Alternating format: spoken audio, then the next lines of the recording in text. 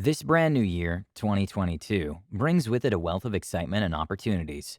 It's a year in which a lot of exciting events are going to happen, especially in the world of business.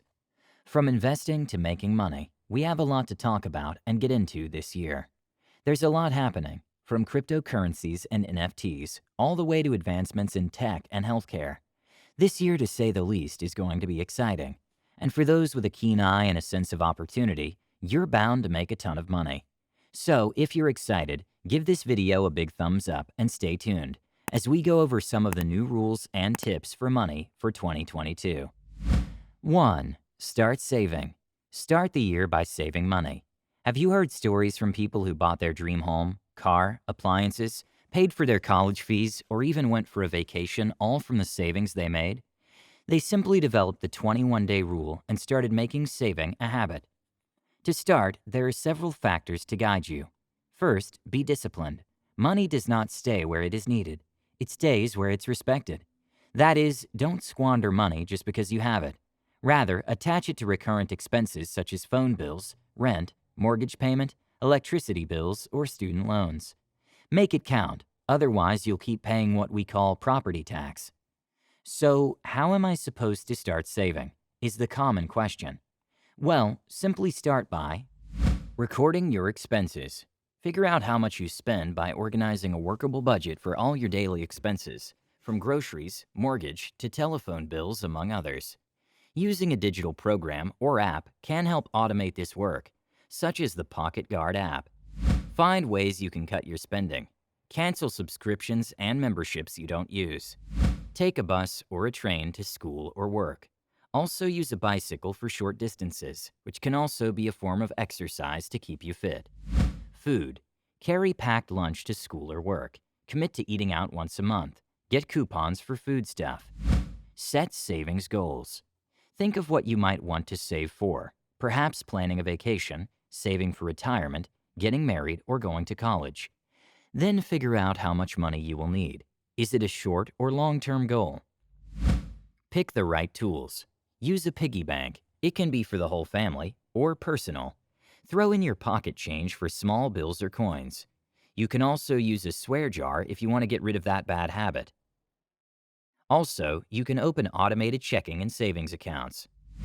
2. Invest your money. Most of us tend to confuse between saving money and investing.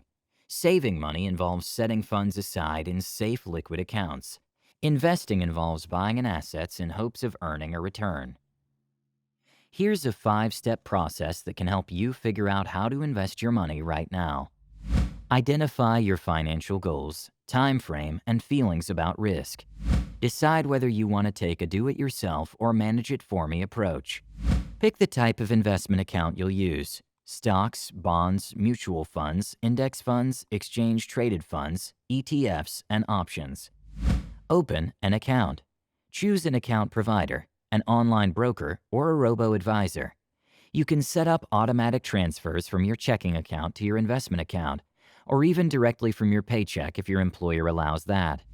Choose what investments match your risk tolerance: stocks, bonds, mutual funds, real estate. 3. Better yourself. Go back to school. A recent study found that going back to school to get an MBA can add a full 45% to your salary.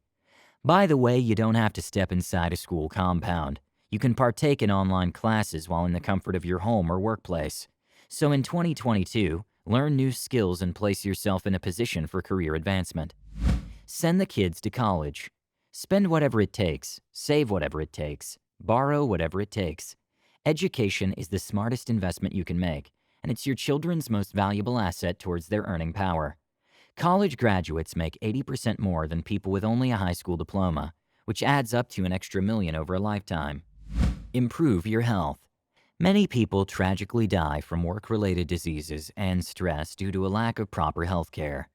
Use money to better your health status. Visit that spa center, hit the gym, do yoga, eat healthy foods, and above all, relax, be it taking a vacation or travel. Let your money take care of you. 4. Start up a business. Have you always wanted to start your own business?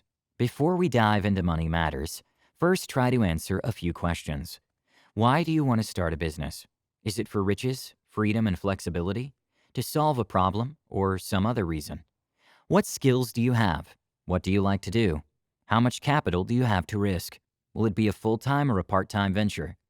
If you have answered those questions, and assuming you have conducted market research, if not, watch out for my next video, the next step is to know your competitors.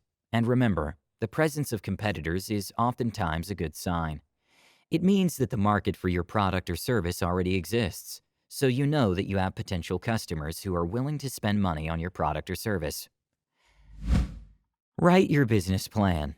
A business plan is a necessity, especially if you will be seeking outside financing. But if you plan on financing yourself, a business plan helps you figure out how much money to get started with. Pick your business location. Consider the following. Price. Contemplate if whether you can afford rental space or even buy one. Accessibility and visibility. Look for spaces near parking or public transportation. Ensure people can easily find you. Local city and state rules and regulations. Ensure there are no restrictions that will limit your operations or that will act as barriers to your store. Fund your business. The main part of starting a business is to seek financing for your venture. There are various investments and lending options such as commercial banks, small business administration, SBA loans, friends and family, credit cards, venture capital, crowdfunding, and so on. 5. Prepare for bad times. The fourth rule of money in Robert Kiyosaki's book, titled Conspiracy of the Rich, explains how important it is to prepare for the bad times when you will only know good times. Robert gave the account of the famous story of a biblical character, Joseph. Joseph's dream and interpretation of 7 bad years convinced the Pharaoh to prepare for the famine. This alone made Egypt the most powerful country. If we're able to deal with a financial crisis, we will be very profitable in good times. Start with an emergency fund. One way of preparing for unexpected life events is to have a solid emergency fund in place. Your emergency fund should cover 3 to 6 months of standard living expenses and should be relatively liquid. An emergency fund is important in the event you lose your job and have a hard time finding another one. It's always pleasing to know you have the money there while you are dealing with other issues, such as job loss, illness, or anything that might affect your income. Obtain life insurance. It is important that you have adequate life insurance to provide for your family. The value of the policy's death benefit should provide enough money for your beneficiary to pay off debts after you pass away. It is vital that you have life insurance coverage if you have children, which can even cover their cost of education. Plan for natural disasters. In this age where natural disasters are on the rise, wildfires, floods, and hurricanes are striking states, straining resources, and devastating communities already overwhelmed by COVID. They can come upon you suddenly, and you need to be prepared to deal with them. Consider which natural disasters are common where you live, and talk to your insurance provider about the coverage you may need. Create a backup budget. Finally, you may want to sit down and create a fallback budget. The fallback budget should leave out the things you could cut back on or do without if necessary. This fallback will help you be ready in case you experience an unplanned financial event or a period of unemployment. If you make the plan now, it will be easier to put it into place when and if the time comes. At the beginning of a crisis, you may not be thinking clearly, and it helps to have a plan already laid out that you can follow. 6. Learn how to use debt. Debt is a word that many people are afraid of. There are so many television shows, books, and magazines devoted to teaching people about getting out of debt. While debt can be seen as a negative measure, it can also be a positive one if used properly. The primary way to use debt to invest positively is to use leverage to exponentially multiply your returns. What exactly is leverage? Leverage is the use of borrowed funds to boost your return on investment. Leverage can enable you to achieve previously unthinkable returns, but at a higher risk of capital loss. The rich use good debt to grow their worth, and they invest in cash-flowing assets using other people's money, OPM, both the banks and investors. Many people believe that it's a fantasy world in which people will simply give you money to invest, but this could not be further from the truth. The truth is that most people don't have time to look for good deals. Instead, they rely on individuals with the necessary financial education, skill set, and drive to bring them deals. This is a type of debt called efficient debt, where the money can be used to purchase assets that have potential to grow in value and/or generate income that can be used to pay back the debt. Examples of such assets include property, shares, and other securities, such as managed funds. It's this type of debt that can help you build real wealth over the long term. So there are 2 ways to manage debt as a means to build wealth over the long term. 1. Remove inefficient debt. Inefficient debt will almost certainly reduce your wealth due to the associated interest and fees. In some cases, focusing on paying down this debt first. Starting with your highest interest and fee debt and gradually paying it off may be worthwhile.